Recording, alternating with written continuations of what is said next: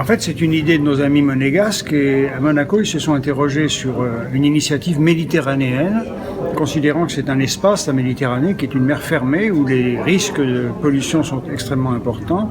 Ils ont considéré que c'était bien que les médias et les journalistes francophones réfléchissent ensemble à la façon la meilleure de traiter ces questions d'environnement. On a donc rassemblé l'Union internationale de la presse francophone, on a rassemblé ces différents pays du bassin méditerranéen.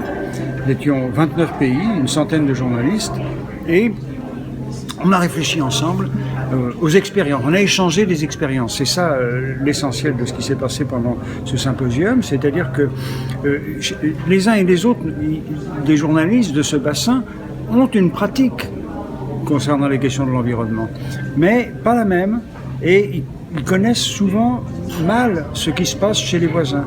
Donc, s'inspirer de ce qui se fait, des bons exemples, projeter évidemment aussi des méthodes pour faire face à des problèmes réels dans le traitement des questions de l'environnement.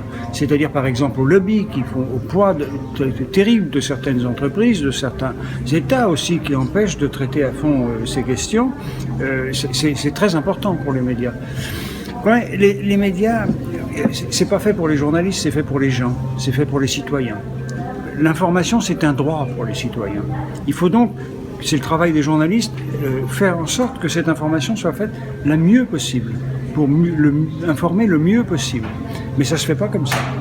Et le but de ce symposium, c'était, sur les questions de l'environnement, cet échange d'expériences dont j'ai parlé.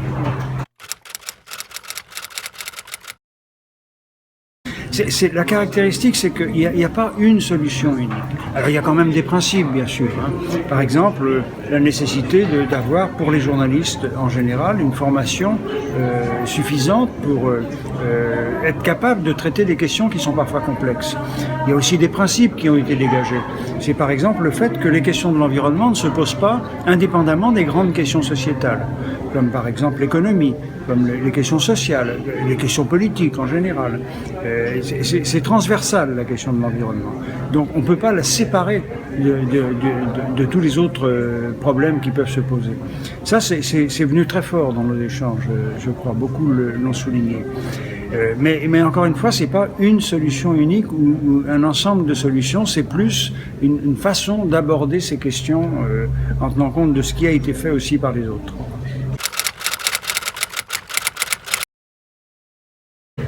Il y a un besoin, c'est évident. C'est-à-dire que ce qui est venu très fort dans ce symposium également, c'est ce désir que les journalistes ont de poursuivre les échanges qui ont été initiés.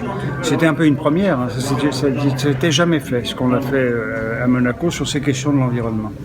Donc il faut continuer absolument. Monaco nous accueille, tant mieux. C'est des conditions de travail et d'échange qui sont excellentes.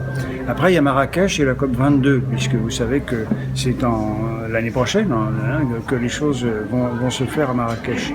Alors on va voir avec nos amis monégasques, avec nos amis marocains, quelle est la meilleure solution pour bien préparer la COP22 pour les journalistes du bassin méditerranéen. Mais il y a déjà une forte demande qui vient d'ailleurs, c'est-à-dire qu'on a beaucoup d'amis francophones, notamment des pays africains qui ne bordent pas forcément la Méditerranée et qui eux aussi ont le désir de réfléchir et de travailler, de s'associer au fond à ces réflexions sur le traitement des questions environnementales et pas seulement en Méditerranée.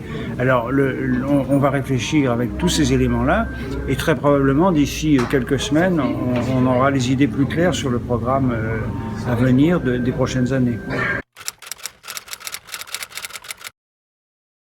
À Madagascar, la question qui est en débat, c'est l'économie des médias dans les pays en développement. C'est une des questions qu'on a débattues ici d'ailleurs à Monaco. C'est-à-dire qu'il ne suffit pas d'avoir des médias, il faut aussi les faire vivre.